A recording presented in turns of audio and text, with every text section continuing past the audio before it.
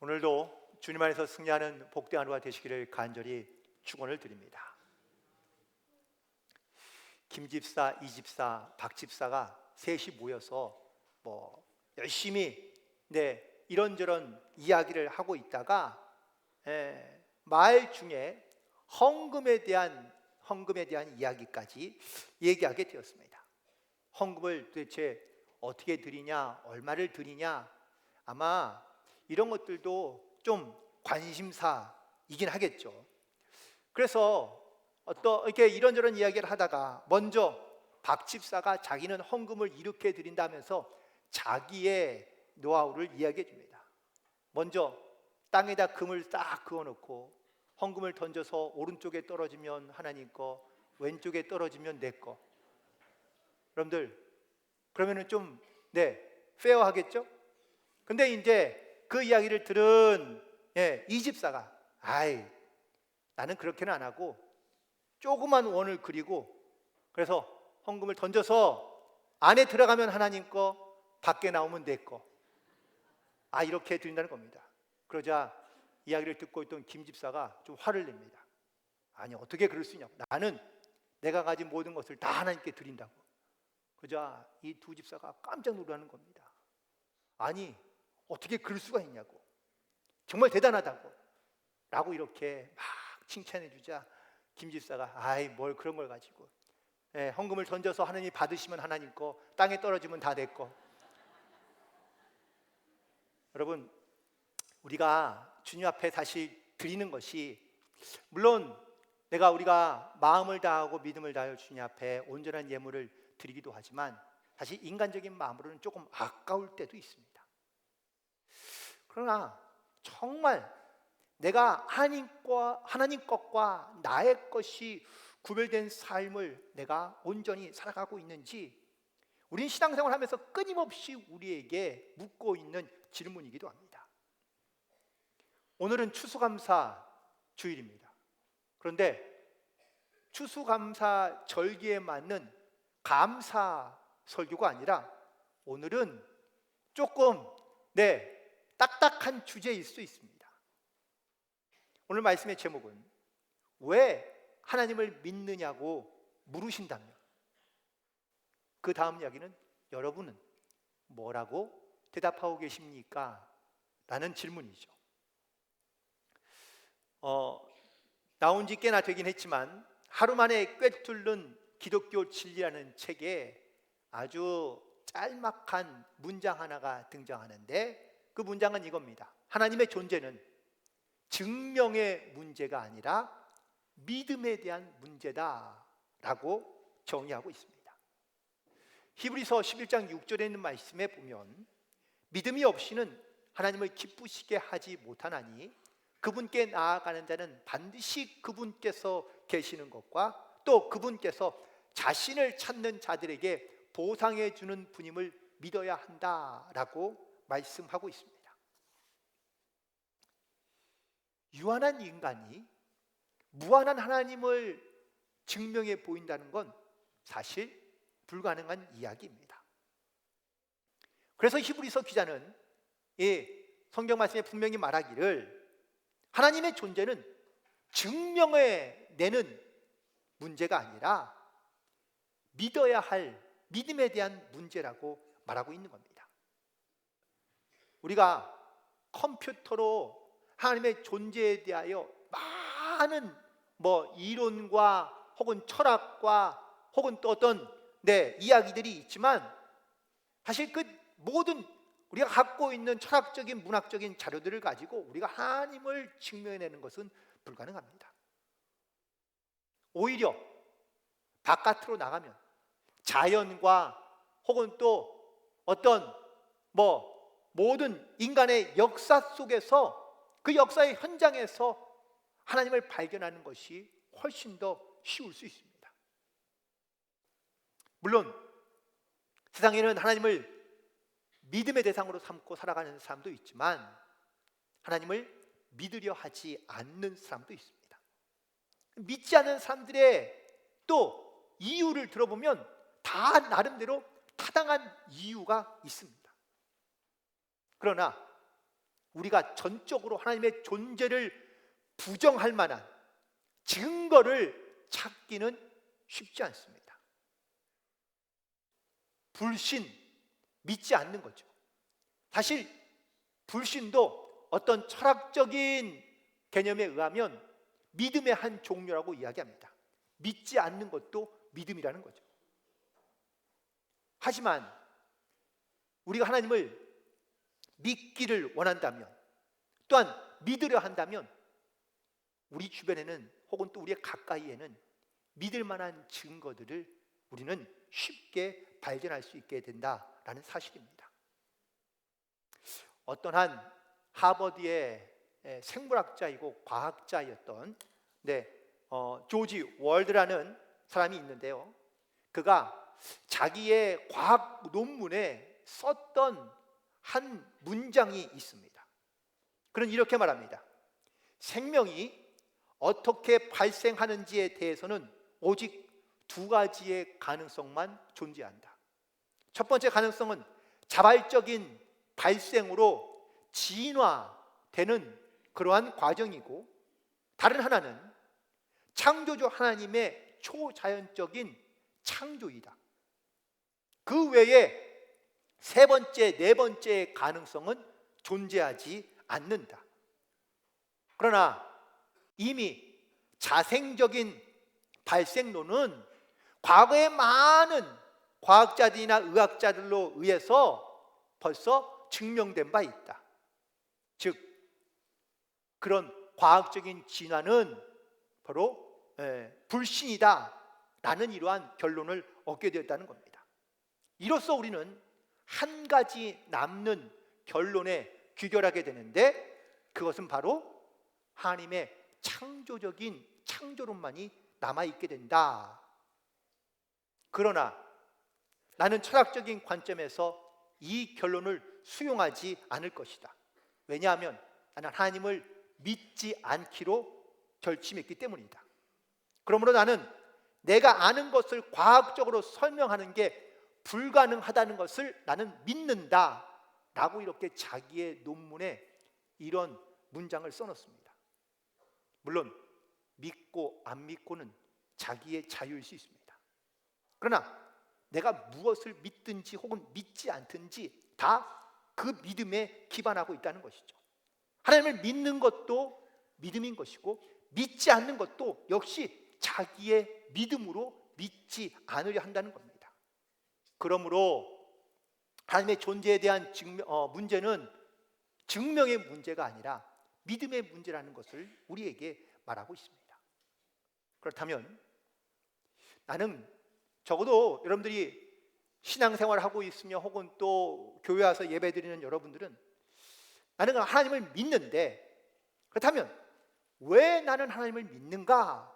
라는 이 질문에 여러분 과연 어떻게 대답할 수 있겠습니까? 우리는 주로 믿음이 나에게 무언가를 주시고, 또한 이 믿음이 나를 어떻게 살아가게 하는지에 대한 분명한 해답을 내가 갖고 있어야, 내 믿음에 대한 확실한 증거들을 갖고 있어야 우리가 이 질문에 대답할 수 있기 때문입니다. 제가 오늘 말씀을 묵상하면서 저도 나름대로 지금까지 나는 왜 하나님을 믿는가라는 것에 대한 제 나름대로의 어떤 이러한 고민들, 또한 그런 해답들을 가지고 여러분과 함께 나누어 보려고 하는데, 혹시 여러분들 이 말씀, 오늘 말씀을 통하여 여러분에게도 이 질문에 대한 분명한 해답을 갖고 돌아갈 수 있는 그런 은혜가 있게 되기를 간절히 소망합니다. 첫 번째, 이 질문에 대한 우리의 첫 번째 해답은 바로 나는 무언가를 얻기 위해 하나님을 믿었다 혹은 믿고 있다라는 사실입니다. 저에게는 두 딸이 있는데요, 지금은 다 커서 이제는 막 달라붙으면 징그럽지만, 그래도 어릴 때에는 다 그래도 귀엽지 않습니까? 그럼 아이들이 막 목에 매달려 가지고 아빠가 좋아 막 이렇게 얘기할 때 그러면 좀 내 기분이 막 업되거든요. 아들이 묻습니다. 아빠가 왜 좋아? 라고 물으면 아이가 너무 해맑게 이렇게 얘기합니다. 응, 먹을 거 사주니까 좋지. 장난감 사주니까 좋지. 여러분들, 어릴 때에는 나에게 뭘 해주는 사람이 최고인 거예요. 여러분들, 아이들이 부모가 좋을까요? 아니면 할아버지 할머니가 좋을까요? 네? 할머니 할아버지가 훨씬 좋죠. 왜? 해달라는 거 다 해주니까. 그래서 아이들에게는 자기의 뭔가를 해주는 사람이 최고인 겁니다. 근데 우리가 신앙생활을 처음 시작할 때에는 대부분 이러한 믿음을 가지고 신앙생활하는 경우가 많은 거죠. 내가 지금 필요한 것, 내가 지금 다급한 것, 내가 지금 문제를 갖고 있는 것, 하나님 요것만 해결해 주시면, 또 이 문제만 하나님께서 또한 해결해 주시면, 나에게 무엇을 해 주시면 제가 신앙생활을 잘하겠습니다 라고 이렇게 우리가 기도하며 신앙생활을 하는 경우가 대부분입니다. 믿음이 없다라고 표현하기보다는 신앙이 어린아이와 같을 때는, 믿음이 어린아이와 같을 때는 우리가 주로 이렇게 무언가를 요구하고 무언가를 기대하는 그러한 신앙으로 살아갈 수 있다라는 것이죠. 그러나 어느 정도 신앙도 믿음도 성장하게 되고 성숙하게 되었는데 여전히 어린아이처럼 무언가를 줘야만, 무언가를 나에게 확신을 뭔가를 줘야만 그제서야 내가 하나님을 믿고 있다, 내가 하나님을 알고 있다 라고 이렇게 말한다면 과연 그것이 건강한 신앙일까? 만약에 그러면 성장한 한 40, 50대의 자녀가 계속 부모님한테 와서 이것 좀 해달라고 계속 떼쓴다고 하면, 또 떼쓸 때마다 부모가 그 자녀에게 무언가를 준다면 과연 그 자녀가 바르게 건강하게 자라날 수 있으며 과연 이것이 정말 자녀를 위한 것인가 라는 것을 묻는다면 우리는 금방 고개를 흔들 수밖에 없습니다. 물론 우리가 하나님 앞에 믿음으로 구하고 하나님 앞에 우리가 아뢰이면 하나님께서 우리의 기도를 들으시고 응답해 주실 줄 믿습니다. 다만 우리가 꼭 무언가를 얻기 위해서만 하나님 앞에 기도하고 간구하는 것, 그거는 건강하거나 혹은 또 성숙한 믿음은 아니라는 것이죠. 예수님을 따랐던 제자들도요, 예수님과 함께 있을 때에는 항상 예수님으로부터 무언가를 얻기를 바라는 마음을 갖고 있었다라는 사실이죠. 마가복음 10장 37절에 보면 여짜오되 주의 영광 중에서 우리를 하나는 주의 우편에 하나는 주의 좌편에 앉게 하옵소서 라고 이렇게 요구하고 있는 제자의 모습이 등장합니다. 무슨 말입니까? 예수님이 통치하는 나라, 예수님이 다스리는 나라 가운데 나와 내 형제가 중요한 자리를 차지하고 혹은 그런 역할들을 감당하면 좋겠다라는 기대를 가지고 예수님께 말한 것입니다. 그들이 원한 것은 무엇이었을까요? 세상에 있는 명예와 권력과 아니면 어떤 능력들이었을 것이죠. 그들이 예수님을 알긴 알지만 또 믿기는 했지만 그들의 신앙은 어린아이와 같을 때의 이야기입니다. 그러나 이랬던 제자들이 부활하신 예수님을 만나고 그리고 성령님을 체험하고 난 다음에 그들은 더 이상 예수님께 무엇을 요구하는 신앙이 아니라 오히려 반대로 내가 무엇을 드리면 좋을까? 무엇을 드릴 수 있을까? 또 자기의 심지어 생명까지도 그런 복음을 전하는 일에 순교하기까지 바로 복음의 증인으로 살았던 이러한 제자들의 모습을 통하여 그들이 왜 예수님을 믿고 예수님을 증거하려 하고 있는 것인지를 다시 한번 돌아보게 됩니다. 추수감사 주일입니다. 정말 하나님께서 나에게 베풀어 주신 수많은 은혜들에 대하여 우리가 깨닫고 감사하는 그러한 절기인데, 나에게 무언가를 주셨기 때문에 내가 감사할 수 있지만, 그런 이유 때문에, 무엇 때문에 내가 감사하고 있다면 난 여전히 어린아이와 같은 신앙 가운데 우리가 살아가고 있는 것이 아닌가. 바라고 원하기는 이 어린아이와 같은 첫 번째 단계에서, 신앙에서 머무르지 않고 성장하고 성숙한 신앙으로 나아갈 수 있게 되기를 간절히 소망합니다. 그럼 두 번째 단계는 뭐냐? 바로 잘 살기 위해서 하나님을 믿는다는 겁니다. 각자 자기의 인생에 어떠한 가치 혹은 내 삶의 목표들이, 인생의 아마 목적들이 다 있을 겁니다. 그래서 세상에서 자기의 이름도 나타내고 혹은 또 존경받는 인생 혹은 가치 있는 인생을 살기 위해 많이 노력하고 계시죠. 그런데 정말 내가 갖고 있는 이 기준, 내 인생의 가치에 대한 기준이 과연 무엇에 기준하고 있느냐라는 사실입니다. 여러분들, 자동차를 운전해 보시면 자동차에는 다 매뉴얼이 있습니다. 그래서 뭐 가속 페달도 있고 브레이크도 있고 뭐 운전대도 있고 뭐 아주 다양한 시스템들이 이 자동차 안에 다 있는데, 그거를 매뉴얼대로 행하지 않으면 차가 움직이지도 않을 뿐더러, 혹은 그렇게 매뉴얼대로 하지 않고 움직였다가는 큰 사고를 당할 수밖에 없습니다. 속도를 내기 위해서는 가속 페달을 밟아야 되는데 브레이크를 밟고 있으면 차가 갑니까? 멈춰야 되는데 브레이크를 밟지 않으면 속도가 줄지 않고 오히려 더 가속이 붙어 큰 사고가 날 수밖에 없다는 겁니다.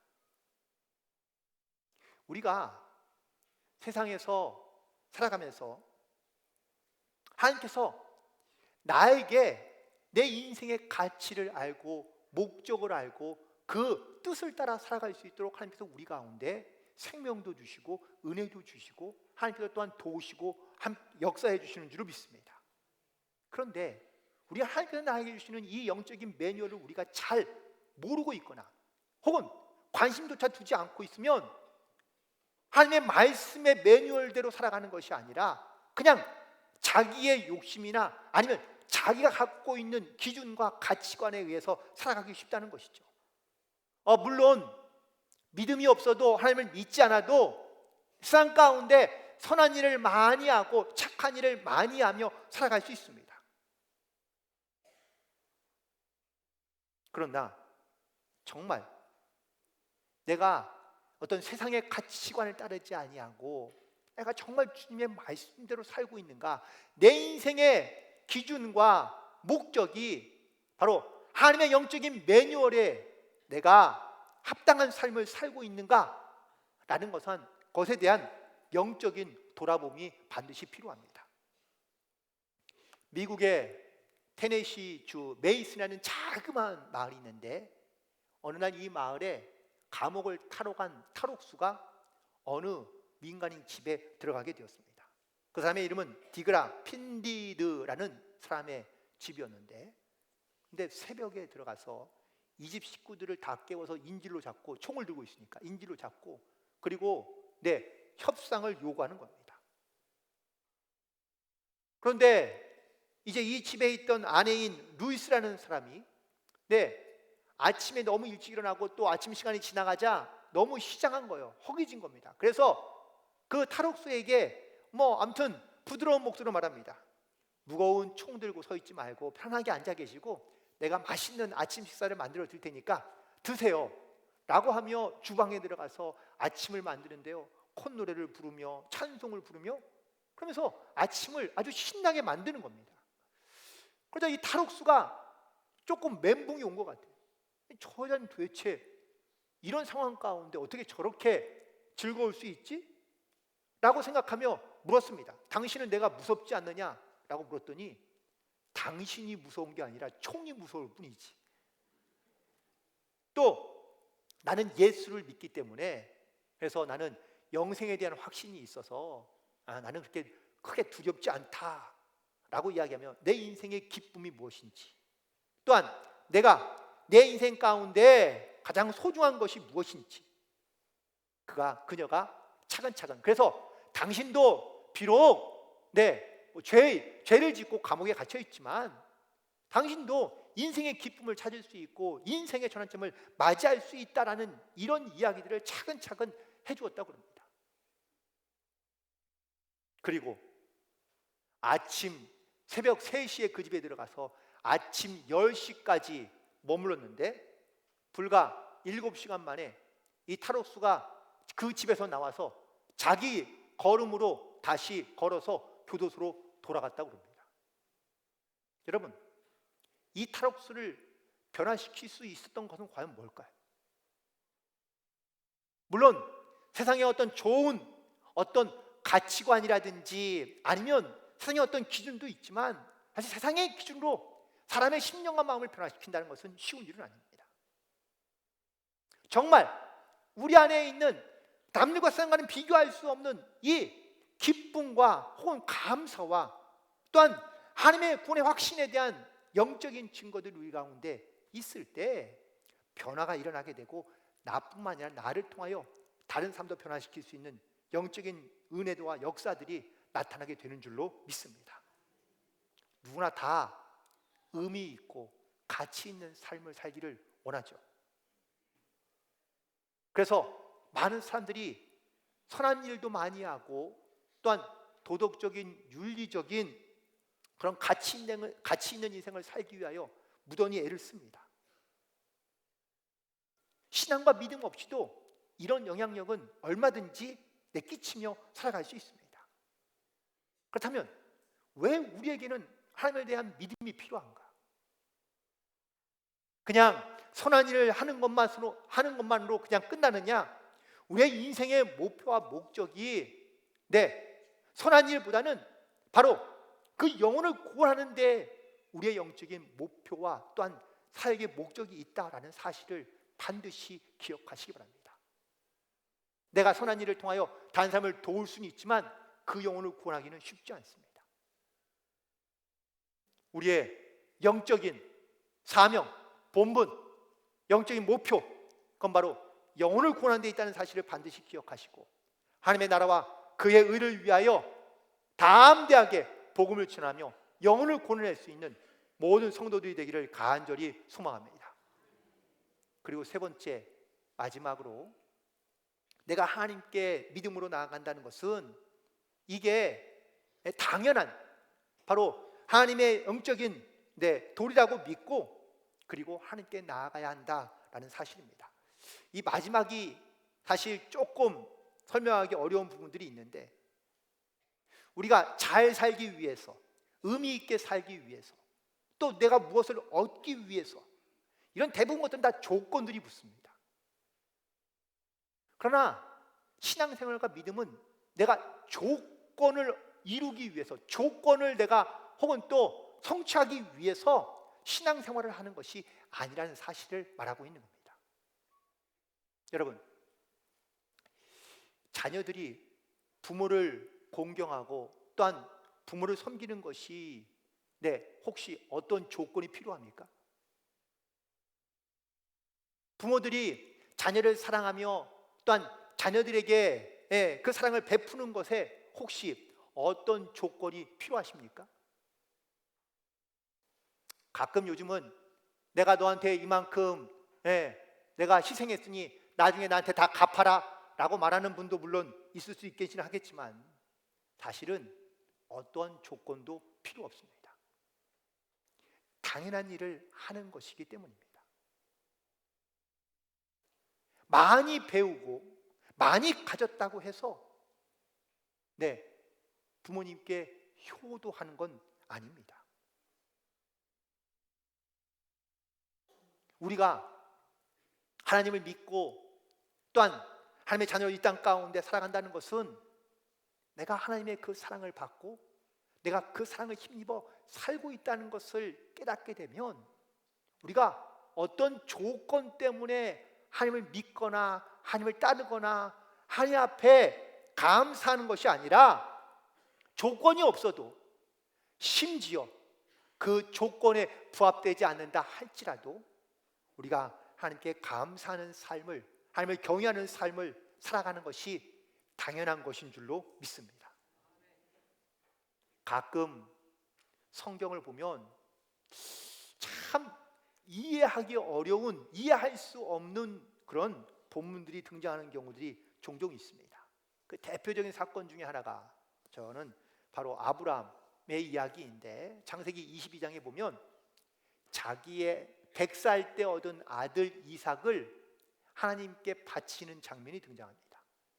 하나님께서 명령하셨거든요. 그래서 이 아브라함이 자기 아들, 아마 한 12살에서 13살 정도 되었을 쯤이라고 생각이 드는데, 이 아들과 함께 산으로 제사를 드리러 갑니다.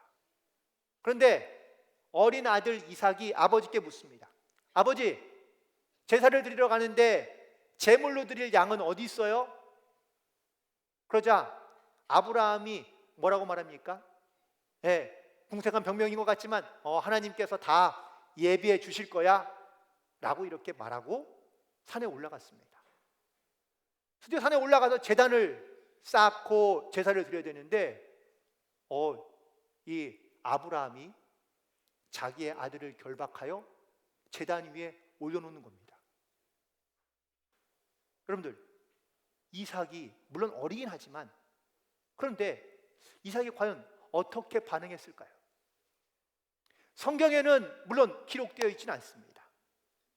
그런데 저는 그 이야기 속에서 이삭이 그 제물로 바쳐지는 그 제단 위에 그냥 아무런 저항 없이, 특별한 저항 없이 마치 그것이 당연하다듯 여기고 그 제단 위에 올려져 있다라는 사실이 너무 이해가 되기 어려운 거예요. 아버지의 신앙은 그렇다 치지만 그 아들 이삭까지도 아버지의 신앙을 본받아 그 제물이 드려지는 그 자리에 순종의 자세로 올라가고 있다는 것이 저에겐 너무너무나 아주 정말 특별한 그러한 경험처럼 느껴지게 되는 겁니다. 여러분, 사과나무를 보고 사과가 얼마나 달려있는지 숫자를 세는 건 그렇게 어렵지 않습니다. 왜? 보이는 것만 심으면 되니까. 그런데 사과 하나를 보고 여기에서 얼마나 많은 사과가 열릴지를 기대하는 것은 믿음이 필요합니다. 우리가 세상에 살아가면서 내가 하나님을 믿고 또한 내가 하나님의 은혜 가운데 내가 감사하는 삶을 살아가면서도 우리는 여전히 눈에 보이는 것들을 생각하고 혹은 내가 무언가를 원하고 또한 내 삶에서 뭔가 이루어지는 것들을 통해서 우리는 하나님을 보려고 합니다. 그러다 보니 우리는 믿음이 흔들릴 때가 많습니다. 왜? 무언가가 이루어지지 않고 나에게 그런 증거들이 나타나지 않을 때마다 우리는 불안해하고 근심하고 염려할 수밖에 없기 때문입니다. 말씀을 정리하면서 어린아이 같은 신앙이었을 때 우리는 주로 이렇게 기도합니다. 주여, 내 뜻대로 하여 주옵소서. 그런데 조금 믿음이 생기고 신앙이 생기기 시작하면 기도가 조금씩 달라지는데 어떻게 달라지냐? 주여, 내 뜻대로 마옵시고 아버지의 뜻대로 하옵소서. 여러분, 이런 기도가 저와 여러분 가운데 있게 되기를 간절히 소망합니다. 우리가 어떻게 하나님을 기쁘시게 하는 삶을 살 수 있을까? 내가 어떻게 하면 온전한 신앙인으로 살아갈 수 있을까? 내가 어떻게 하면 쌍 가운데 빛의 자녀로서의 삶을 살아갈 수 있을까?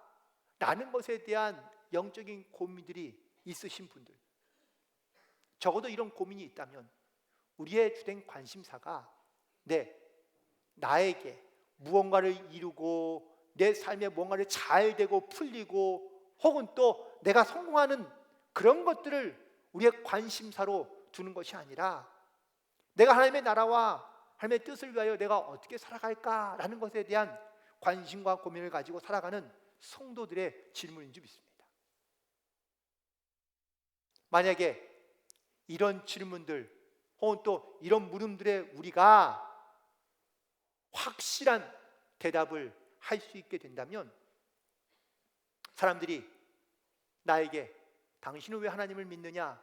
라고 물을 때 우리는 그것에 대한 확실하고 분명한 대답을 할 수 있게 될 줄로 믿습니다.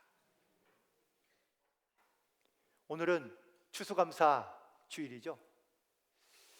사실 감사절기에 맞는 설교를 해야 되는데 하나님께서 저에게 오늘 이런 마음을 주시고 또한 이런 말씀을 증거하게 하신 것, 우리가 도덕적, 윤리적 어떤 높은 가치로 우리가 신앙생활을 하려는 것이 아니라 또 내가 하나님을 믿으면서 나에게 필요한 무언가를 얻기 위하여 우리가 신앙생활을 하는 그런 어린아이와 같은 신앙에서 조금은 더 성숙하며 성장하여 내가 왜 하나님께 감사하는 삶을 살아가야 되는지, 또한 내가 하나님께 감사하는 삶이란 무엇을 어떻게 해야 하는 것인지를 오늘 짤막한 말씀을 통하여 함께 다시 한번 묵상하며 혹은 또 기도할 수 있게 되기를 간절히 소망하고, 특별히 지혜의 근본이 하나님께 있으며 또한 우리가 복음을 부끄러워하지 아니하고 하나님의 복음에 담대한 증인으로서